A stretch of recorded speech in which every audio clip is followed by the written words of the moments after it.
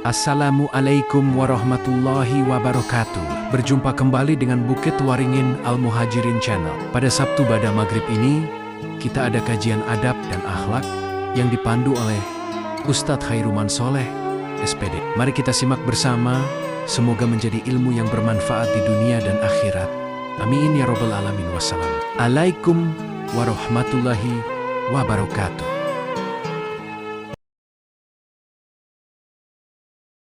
Assalamualaikum warahmatullahi wabarakatuh. Waalaikumsalam.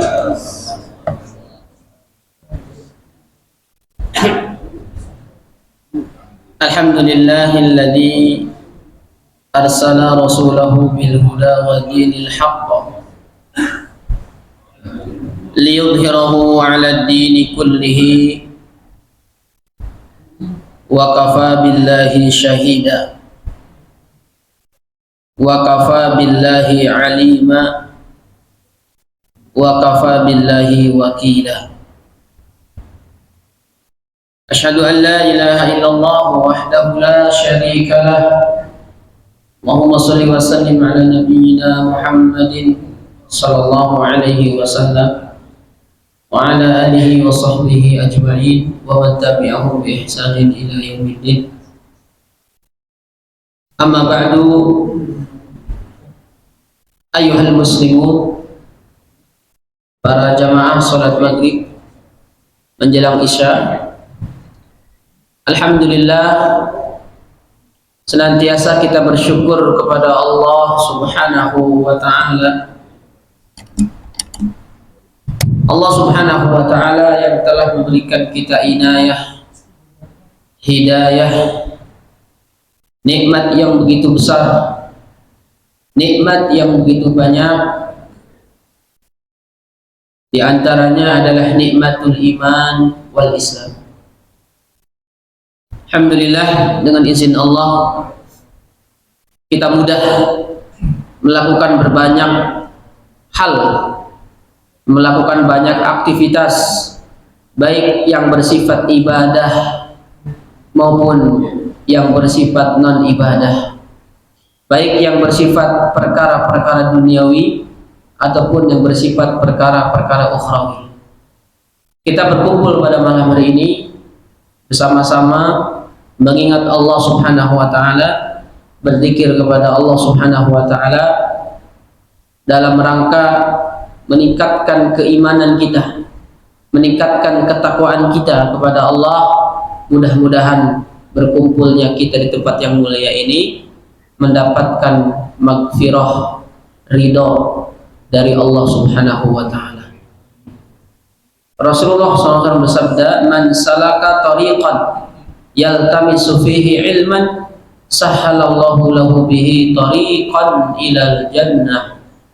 Barang siapa yang menempuh perjalanan untuk menuntut ilmu agama, sahhalallahu lahu bihi tariqan ilal jannah, niscaya Allah mudahkan hamba tersebut masuk ke dalam surga. Kaum muslimin rahimakumullah, duduknya kita di tempat yang mulia ini adalah upaya agar kita bisa meraih surga Allah Subhanahu wa ta'ala. Salawat dan salam semoga senantiasa terlimpah curahkan kepada Nabi kita Nabi Muhammad sallallahu alaihi wasallam. Ikhwatal iman rahimakumullah, malam hari ini kita kembali membahas salah satu kitab para ulama, yaitu kitab Adabul Mufrad. Di dalam kitab tersebut berisi tentang hadis-hadis tentang adab, dan pembahasan kita ini masih berkisar di adab terhadap tetangga. Terakhir yang sudah kita bahas hadisnya adalah tentang memperbanyak kuah untuk dibagikan kepada tetangga yang lain. Ya, saya ulangi hadisnya. Di antara hadis yang disampaikan oleh Rasulullah SAW adalah apabila seorang muslim memasak, ya, sayur atau berkuah gitu ya, fa'aksir ma'aha, perbanyak airnya, perbanyak kuahnya, dan perhatikan tetangganya. Hadis ini, andai saja seorang itu orang yang bakhil, orang yang pelit, tidak ada alasan untuknya berbagi dengan tetangga. Sampai-sampai andai saja memasak sayur, diperintahkan oleh Nabi memperbanyak kuahnya. Kaum muslimin rahimani wa rahimakumullah, karena memang begitulah syariat Islam. Syariat yang memuliakan pemeluknya, kemaslahatan yang didapatkan oleh siapapun seorang muslim ketika mereka menjalankan syariatnya. Dan syariat memerintahkan kita untuk berbuat baik dengan tetangga. Wal jaridil kurba wal jaril junubi, berbuat baiklah kepada tetangga dekat dan tetangga yang jauh. Kaum muslimin rahimakumullah, sudah kita bahas di hari-hari sebelumnya tentang siapa saja yang menjadi tetangga kita. Ada yang masih ingat? Mana aja Pak? 40 ya, kanan kiri 40, belakang depan, 4 atas bawah enggak? Itu belum ini ya, apartemen. Ada juga yang mengatakan tetangga itu adalah orang yang mendengar azan, ada yang mendengar qomat, orang yang hadir di masjid, dan seterusnya. Tetapi tidak ada satupun dalil baik Al-Quran maupun hadis yang mendefinisikan tetangga. Ya, pendapat 40 dari segala arah itu pendapat Imam Al-Hasan Al-Basri. Jadi tidak ada dalil khusus yang menjelaskan apa itu tetangga kita siapanya, tapi dikembalikan kepada urf. Tahu urf? Kebiasaan di satu masyarakat. Gitu ya. Kaum muslimin rahimana wa rahimakumullah, hadis yang berikutnya akan kita sampaikan adalah sebaik-baik tetangga. Hadisnya an Abdullah bin Amr bin Al-As, dari Abdullah bin Amr bin As, an Rasulullah sallallahu alaihi wasallam, bahwa Rasulullah sallallahu alaihi wasallam bersabda, khairul ashabi indallahi ta'ala khairuhum li sahibihi, sebaik-baik sahabat, sebaik-baik teman di sisi Allah adalah mereka yang paling baik terhadap teman yang lainnya. Khairul ashab. Kemudian kata Nabi, oh khairul jirani indallahi ta'ala khairuhum li jarihi, dan sebaik-baik tetangga di sisi Allah adalah mereka yang paling baik terhadap tetangga yang lainnya. Sebaik-baik tetangga dan sebaik-baik sahabat. Bahkan di antara 4 kebahagiaan bagi seorang muslim yang disampaikan oleh Nabi sallallahu alaihi wasallam, arba'un minas sa'adah. Di antara 4 kebahagiaan seorang muslim, salah satu di antaranya adalah wal jarus salihu, memiliki tetangga yang salih, tetangga yang baik. Berapa banyak di antara kita lebih sibuk mencari rumah dulu dibanding tetangga, padahal tuntunannya mencari tetangga dulu, baru setelah itu rumah. Kalau kita mau membeli rumah atau tempat tinggal, kita amati dulu warga di situ. Komplek tersebut kita amati, apakah tempat tersebut banyak tetangga-tetangga baik, ya? Atau justru sebaliknya, kalau ternyata tempat tersebut banyak teman-teman yang saleh, tetangga yang baik, kita membeli rumah di situ. Kalau kita kan kebalik Pak ya, rumah dulu baru tetangga. Harusnya tetangga dulu diperhatikan. Apa ya? milih. Hadisnya mana? An-Nafi' ibn Abdul Harith 'an Nabi sallallahu alaihi wasallam qala min sa'adatil mar'il muslim. Kata Nabi SAW, di antara kebahagiaan seorang muslim yang pertama al-maskanul wasi'u, memiliki tempat tinggal yang luas, seluas hamparan mata memandang, tidak ukuran rumah S kali S kali S, super sempit sekali, susah dan susah selonjoran. Tapi setiap kita apabila memiliki rumah yang luas, hati berbunga-bunga dan bahagia. Jujur saja, Bang. Ya. Yang kedua kata Nabi SAW, selain memiliki rumah yang luas, tempat tinggal yang luas, yang kedua wal jarus salihu, memiliki tetangga yang saleh. Ketika kita bepergian keluar kota, tetangga kita saleh, dijagain harta kita.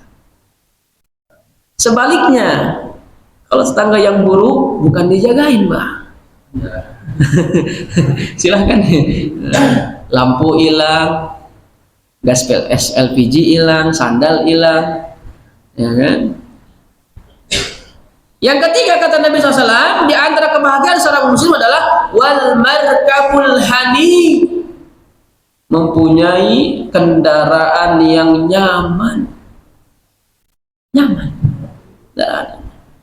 ya, tidak harus mewah dan tidak harus bagus, yang penting nyaman. Tapi yang bagus itu biasanya nyaman. Berarti harus yang bagus.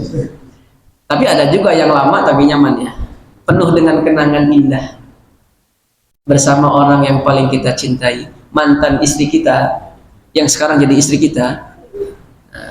Gitu. Yang keempat, di antara 4 kebahagiaan seorang muslim adalah al-mar'atu salihah, mempunyai istri yang salihah, yang apabila kita pulang ke rumah disambut dengan senyuman dan suguhan kopi.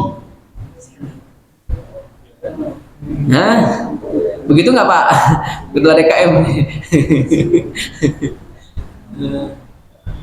Istri salihah adalah perhiasan dunia. Sebaik-baik perhiasan adalah mar'atus salihah. Sebaik-baik perhiasan adalah memiliki istri tercinta. Rasulullah Shallallahu Alaihi Wasallam selama menikah dengan Khadijah tidak pernah berpaling ke lain hati, setia. Barulah ketika Nabi Khadijah meninggal, Nabi menikah dengan istri yang lainnya, termasuk diantaranya Aisyah. Nabi memilih bahkan menikah dengan istri-istri yang lain. Kenapa? Nabi mempertahankan Khadijah, istri yang paling dicintainya. Ketika Nabi SAW sepulang dari Gua Hira, beruzlah, menyepi dari keramaian kota Makkah, karena penduduk Makkah saat itu banyak melakukan maksiat. Nabi beruzlah. Apa itu uzlah? Mengasingkan diri ke Gua Hira. Sekarang juga boleh uzlah, Pak. Gua itu apa? Yang dicapus apa namanya? Gunung apa? Yang kapal Sukhoi jatuh itu? Gunung Salam.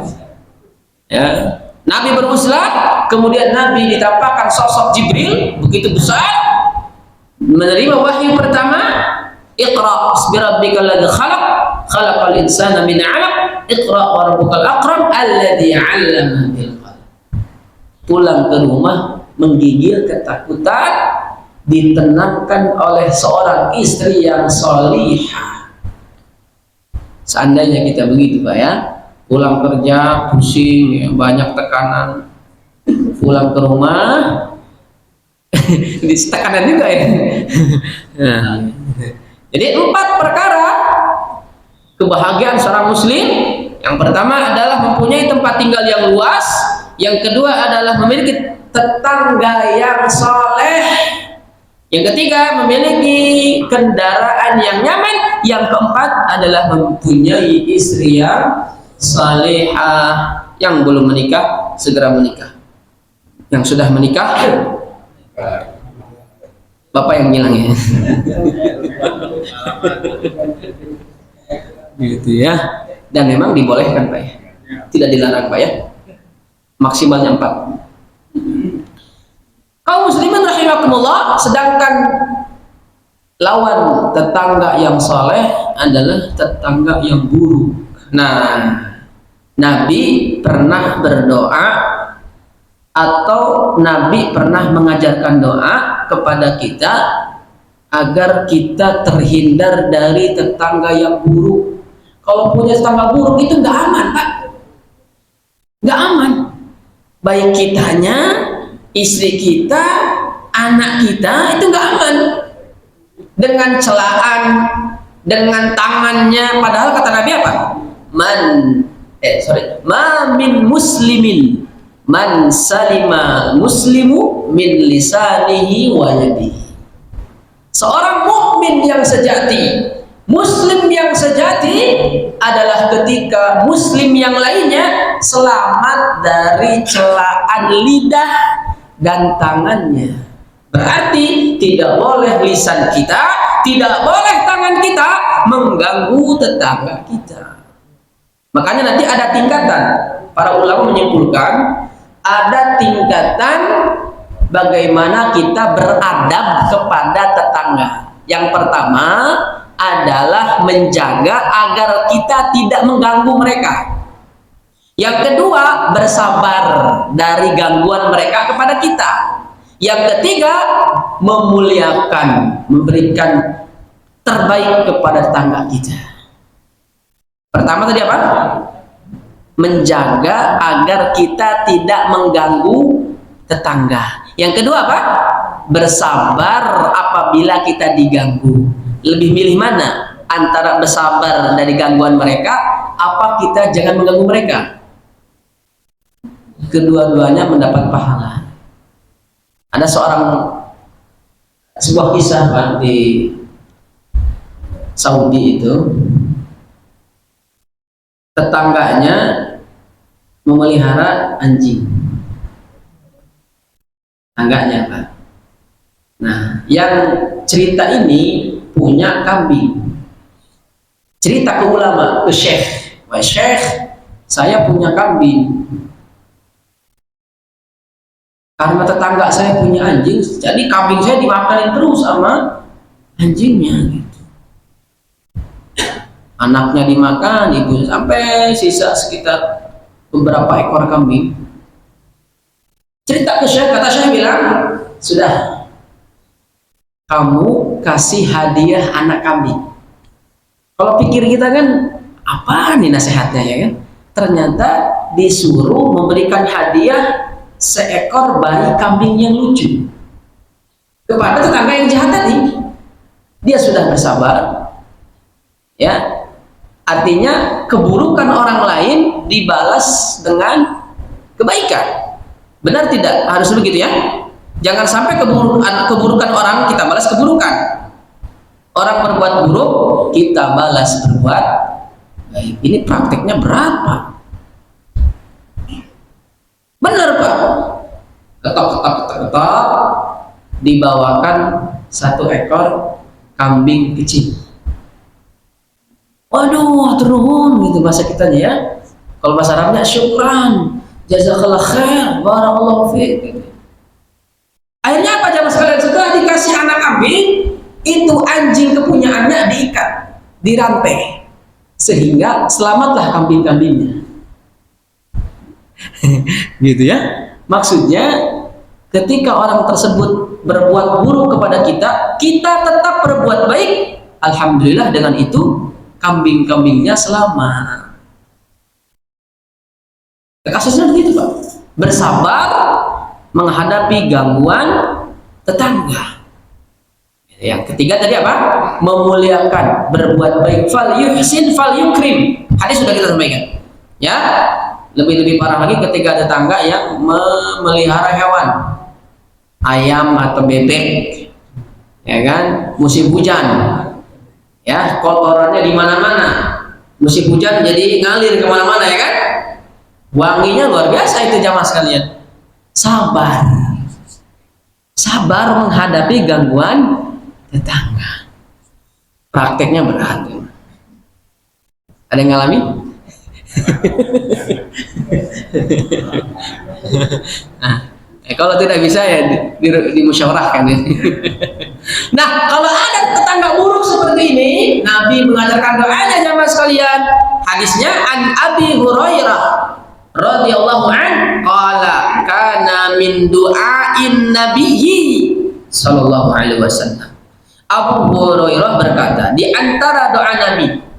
Nah, ini doanya saya sampaikan. Allahumma ini berlindung dari tetangga yang buruk ya. Allahumma inni a'udzubika min jaris su'i fid daril muqami fa inna jarad dunya yatahawwalu. Hafal? Belum apa? Allahumma inni, coba ikutin. Allahumma inni a'udzubika min jaris su'i fi daril muqami. Saya ulangi. Allahumma inni a'udzubika min jaris su'i fi daril muqami. Bisa ya? Kita artikan dulu. Allahumma inni, ya Allah, inni a'udzubika, sungguh aku berlindung kepada Engkau, min jaris su'i, dari tetangga yang berbuat jahat, fi daril muqami, di akhirat, karena tetangga dunia akan berpindah-pindah. Fa inna jarad dunya yatahawwal. Kalau tetangga dunia bisa pindah. Hari ini dekat dengan kita, besok dia pindah rumah, gitu ya. Kita cukupkan sampai jaris su'i saja ya. Allahumma inni a'udzubika min jaris su'i. Hafal ya pendeknya. Allahumma inni a'udzubika min jaris su'i.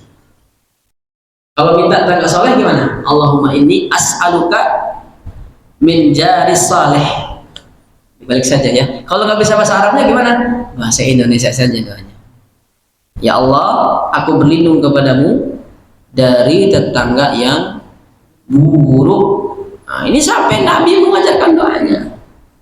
Sampai-sampai Nabi mengajarkan doanya. Gitu ya. Kaum muslimin rahimahullah, di zaman Nabi juga ada seorang akhwat, ibu-ibu.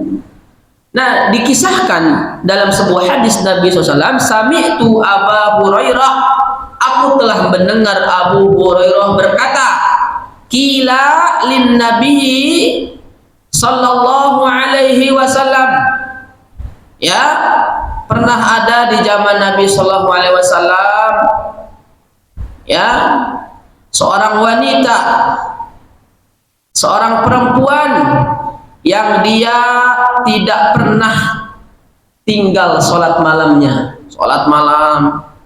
Kemudian dia juga watasaddaqu, bersedekah, gitu ya.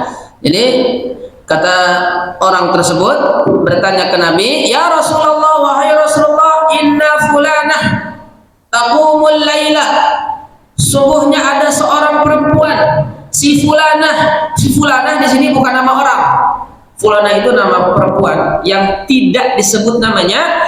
Inna fulanah taqumul laila, ada seorang perempuan yang sering sholat malam, wa tasumun nahar, dan dia puasa sunnah di siang harinya, wa taf'alu, dan dia beramal, wa tasaddaqu, dan dia bersedekah, wa tu'dhi jiranaha bilisaniha, tapi dia sering mengganggu tetangganya dengan lidahnya.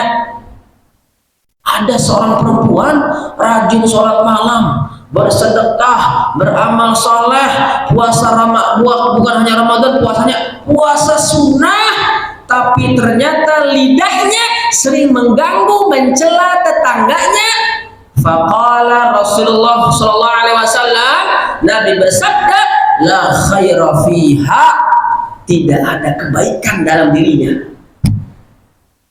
Hati-hati ya, bapak-bapak yang punya istri, tolong dipantau pakai GPS ya, jangan sampai istri kita ternyata menyakiti tetangganya, menghina, menggibah, namimah, ngadu domba, memfitnah dan seterusnya. Percuma sholat malam, percuma puasa sunnah, karena tidak ada kebaikan untuknya. Apa kata Nabi dalam kalimat selanjutnya? Hiya min ahlin nari, orang tersebut penduduk neraka. Apa sebab dia masuk neraka? Apakah dia tidak sholat? Apakah dia tidak puasa? Apakah dia tidak sedekah? Bukan itu. Tapi ternyata orang tersebut mencela, menghina tetangga dengan lidahnya. Wal'iyadu billah. Wal'iyadu billah. Mudah-mudahan kita terhindar mendapatkan seorang istri yang jangan sampai mempunyai perangai akhlak yang buruk, akhlak yang tercela, sehingga menyebabkan orang tersebut masuk ke dalam neraka jahanam. Dalam riwayat lain disebutkan, wahai Rasulullah, ada fulanah, ada seorang akhwat, seorang perempuan, orang tersebut hanya sholat fardu, hanya puasa Ramadan, hanya bersedekah, tapi tidak pernah mengganggu tetangganya dengan lidahnya. Kata Nabi, hiya min ahlil jannah, tempat tinggalnya adalah surga. Hati-hati dengan lidah jamaah sekalian. Lidah adalah makhluk yang tidak bertulang, tetapi kebanyakan orang masuk ke dalam neraka dua. Yang pertama sebab lisan, lidah. Yang kedua sebab kemaluan, jamaah sekalian. Hati-hati. Makanya ada pepatah Arab yang mengatakan, salamatul insan bihifdil lisan. Selamatnya seseorang itu tergantung dengan lidahnya. Lidah, falyakul khairan aw liyasmut, berkata-kata yang baik. Kalau tidak bisa, diam sudah. Jaga lidah kita, jaga tangan kita. Kalau pedang melukai tubuh, mudah obat untuk dicari. Tapi kalau sudah lisan melukai hati, hendak kemana obat akan dicari. Pepatah ya, supaya kita tidak gampang untuk mengganggu, mencela, menghina tetangga kita. Tidak mengganggu tetangga ini merupakan asbab masuknya seorang hamba ke dalam surga. Mengajarkan kepada kita bahwa ibadah bukan hanya baik kepada Allah saja, tapi ada ibadah ghairu mahdhah, ibadah kita terhadap sama kita. Hablum minallah wa hablum minan nas, ada hubungan yang harus kita jaga dengan Allah, hak-hak Allah yang harus kita tunaikan, ada pula hak-hak orang lain yang harus kita tunaikan. Di antaranya adalah agar kita tidak mengganggu tetangga kita dengan musik di rumah, dangdutan lah, ya kan, nyetel radio keras-keras dan lain-lain, buang sampah sembarangan, parkir sembarangan, dan berbagai macam gangguan yang lainnya. Jadi dalam hadis ini luar biasa. Tidak mengganggu tetangga adalah sebab seseorang masuk ke dalam surga. Kabar gembira, ini kabar gembira bagi para ibu-ibu. Harusnya ibu-ibu hadirin jamaah sekalian. Nah, ibu-ibu ya, kabar gembira dari Nabi SAW berupa surga bagi para wanita, bagi ibu-ibu yang tidak menyakiti siapapun meskipun dia hanya mengerjakan sebatas amal yang wajib. Berarti mengganggu dengan lidahnya ke orang lain saja nggak boleh, apalagi kepada suaminya, kepada pasangan hidupnya. Tetangga saja harus selamat dari lidahnya, apalagi suami. Jangan dibalik. Baik kepada tetangga, buruk kepada suami.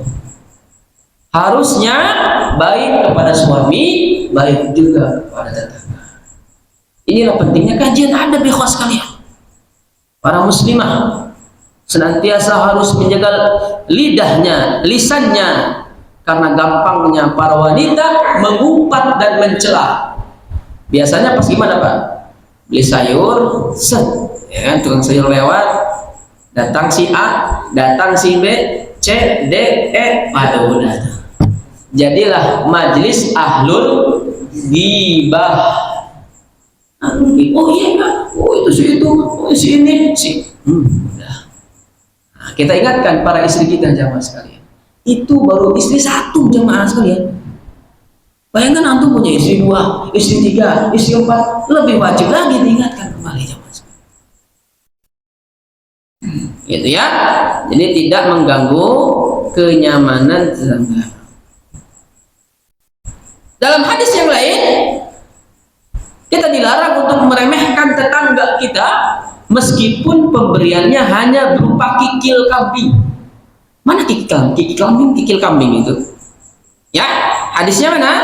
An Amri bin Mu'ad al-Ashhali an jaddati annaha qala liya Rasulullah sallallahu alaihi wasallam, ya nisa, laki-laki perempuan yang disebut oleh Nabi para wanita, ya nisa al-mu'minat, wahai para wanita yang beriman. Ada ibu-ibu di sini? Ghaibah ya, nggak hadir. Ada streaming kan? Ya nisa al-mu'minat, wahai ibu-ibu para wanita muslimin wal muslimat. Perhatikan ini, la tahkiranna imra'atun min kunna li jaratiha. Jangan pernah seorang wanita dari kalian itu meremehkan pemberian kepada tetangganya, walau qura'u syatin muharraqun, walaupun hanya berupa kikil hewan yang dibakar. Kikil kambing ringan, tapi jangan pernah lihat isi yang diberikan kepada kita, tapi lihatlah kesungguh-sungguhan tetangga memberikan terbaik kepada kita. Jangan lihat isinya Pak ya, kalau dikasih Pak. Kan kadang-kadang kita berharap isinya ya. Kita kasih ayam berharap baliknya Pak kambing. Kita kasih roti baliknya keju ya. Jangan pernah lihat isi, tapi lihatlah kesungguh-sungguhan tetangga untuk berbuat baik kepada kita. Ya, apakah bagian kasih kikil kok nggak dikasih pahanya ya, nggak dikasih dagingnya ya, sudah hilangkan perasaan suudzon. Kebanyakan kita kan suudzon ya. Sudah syukur dikasih kikil ya, syukur-syukur dikasih satenya.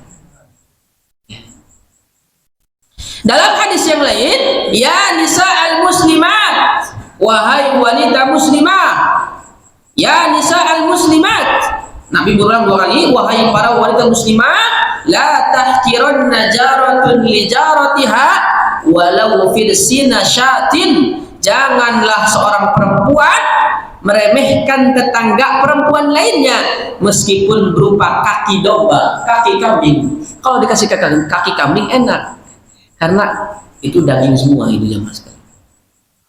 Mahal sekarang ya jamaah sekalian ya. Ini hanya gambaran saja ya, karena memang Nabi di zaman Nabi itu memang makanan utama pokoknya kambing. Kalau kita apa Pak makan pokoknya Pak? Tempe, tahu ya kan? Ya, kambing itu mewah sekali ya. Kan Nabi Ismail apa? Nabi Ibrahim ya, datang tamu langsung ke dapur, ngambil sapinya ya, langsung sembelih, langsung suguhkan. Nah, kita juga bisa tuh, datang tamu, ada ayam, ambil ayam, potong kasih. Gitu, ya, memuliakan orang lain. Gitu ya jamaah sekalian. Kaum muslimin rahimakumullah, berikutnya keluhan tetangga jamaah sekalian. Hadisnya an Abi Hurairah radhiyallahu taala anhu, dari Abu Hurairah radhiyallahu taala anhu, qala rajulun, seorang mengadu kepada Rasulullah sallallahu alaihi wasallam, ya Rasulullah, wahai Rasulullah, inna li jaran yu'zini, wahai Rasulullah, ya, aku mau mengadu tentang tetangga, tentang tetangga jamaah sekalian. Kemudian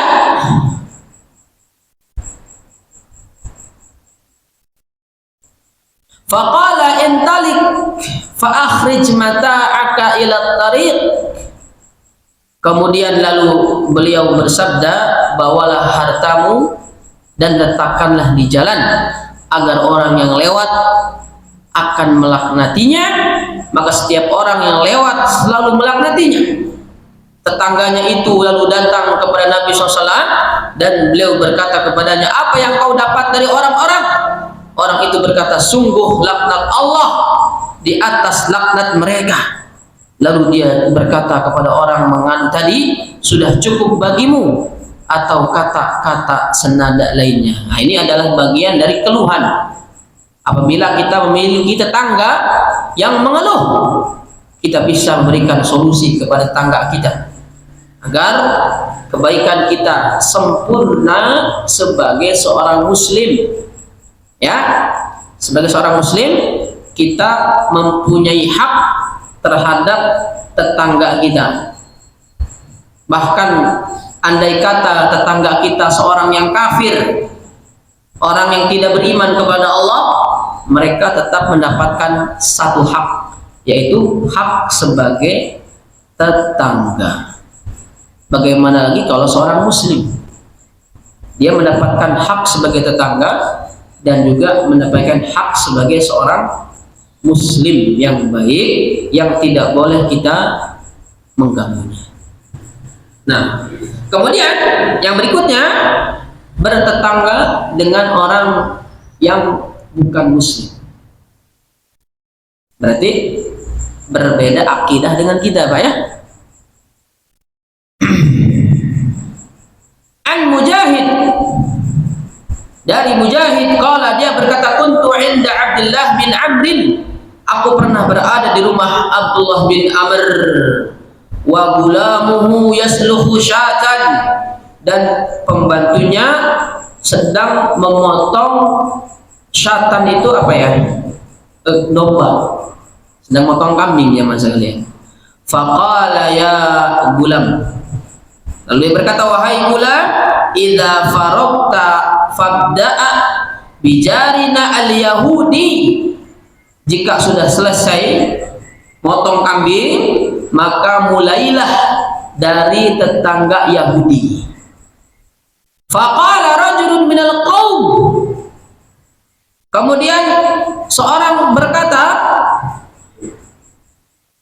inni sami'tu Nabi SAW yusi bil jari, aku mendengar Nabi SAW bersabda bahwa berwasiat tentang tetangga, hatta khashina awra'aina annahu sayuwarithuhu, ya, hingga aku khawatir melihat bahwa beliau akan menjadikan tetangga sebagai hak waris. Ini begitu dekat tetangga dengan kita jamaah sekalian.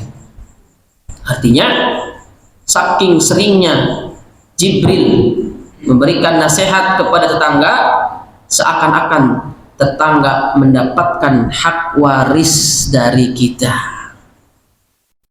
Nah, para jamaah sekalian rahimana wa rahimakumullah, yang terakhir, berbuat baiklah kita kepada tetangga walaupun tetangga tersebut menyakiti kita. Hadis terakhir, an Muhammad bin Ali ibn al-Hanafiyah, dari Muhammad bin Ali al-Hanafiyah, hal jazaul ihsan illa al-ihsan, tentang ayat bahwa balasan itu sesuai dengan balasan kebaikan itu sesuai dengan balasan kebaikan. Jadi kalau kita berbuat baik, orang lain akan berbuat baik kepada kita. Sebaliknya kalau kita berbuat buruk, orang lain pun akan berbuat buruk kepada kita. Qala hiya musajjalatun lil barri wal fajir. Itu merupakan balasan yang lepas untuk orang yang baik maupun orang yang jahat. Kalau kita mau berbuat mendapatkan kebaikan kepada orang lain, maka kita berusaha berbuat baik kepada orang lain. Hal jazaul ihsan illal ihsan. Perbuatan baik akan dibalas dengan perbuatan baik. Kita berbuat baik dengan tetangga, mudah-mudahan tetangga pun bisa berbuat baik kepada kita. Wallahu a'lam bishawab. Nah, ini terakhir jemaah sekalian tentang adab kita terhadap tetangga. Nanti di pertemuan berikutnya insya Allah kita akan sambung lagi di pembahasan tentang fadilah orang yang menanggung anak yatim. Misalnya ada seorang ikhwan di sini menikahi janda, jandanya punya anak yatim. Bukan hanya dapat pahala nikahi jandanya, tapi juga mendapatkan pahala menanggung anak yatim. Pahalanya dua. Pahala menikahi janda, nolong. Yang kedua pahala menanggung anak yatim. Apalagi jandanya umur 20 tahun. Luar biasa. Allahu a'lam bishawab. Insyaallah nanti kita bahas ya bagaimana peran Islam seorang muslim, keutamaan dalam menanggung anak-anak yatim atau adab kita terhadap anak yatim. Allahu a'lam bishawab. Ada pertanyaan silakan. Ada orang berzina itu tetangganya akan mendapat azab itu. Ada hadisnya itu? Tidak. Dia tidak. Kalau hadisnya tidak ada yang misalnya kalau misalnya si tetangga berzina, dosanya dosa. Rumah segala macam. Oh, kenapa? Ya kalau dia tahu tapi membiarkan. Nah, kalau dia tahu dan membiarkan dia terkena dosa akibat tidak. Tapi kalau dia kemudian tidak tahu, ternyata di rumah tersebut terjadi perbuatan seperti ini, ketidaktahuan ini tidak berdosa untuknya. Tapi kalau dia tahu di situ ada perbuatan dosa, dia membiarkan, maka dia terkena dosa. Dosa apa? Dosa membiarkan kemungkaran terjadi. Tapi kalau adakah hadis khusus tentang efek dosa sekampung? Allahu a'lam. Saya belum pernah mendapatkan hadis tersebut, gitu ya. Tapi memang kalau ada tetangga siapapun di antara kita yang berbuat maksiat dan kita tahu, segera amar ma'ruf nahi munkar. Kalau nggak berani panggil aja polisi kayak siapa ya. Pak RT nggak berani, Pak RW. Pak RW nggak berani, lurah nggak berani, sampai ke Pak Presiden. Allahu a'lam bishawab. Gitu ya. Cukup? Mungkin ini yang bisa kami sampaikan, dan ini pembahasan terakhir tentang adab terhadap tetangga. Kita lanjut nanti di pekan pertemuan berikutnya, pembahasan yang lain insyaallah. Yang benar datang dari Allah Subhanahu wa taala. Yang khilaf, yang keliru, yang salah datang dari kebodohan saya pribadi. Mudah-mudahan kita bisa mengamalkan ilmu yang telah kita pelajari, terutama tentang berbuat baik, ihsan terhadap tetangga. Ini bukan hanya teori, Pak. Sampaikan masuk telinga kanan, keluar telinga kiri. Enggak. Jadi ini teori sekaligus nanti praktek. Jadi setelah bapak-bapak keluar dari masjid ini, berharapnya kita bersikap baik terhadap tetangga kita. Apalagi pada istri kita, lebih baik lagi begitu ya. Lebih sayang, lebih cinta, lebih harmonis, gitu ya. Allahu a'lam. Subhanakallahumma wa bihamdika, asyhadu an la ilaha illa anta, astaghfiruka wa atubu ilaik. Assalamualaikum warahmatullahi wabarakatuh. Waalaikumsalam warahmatullahi wabarakatuh.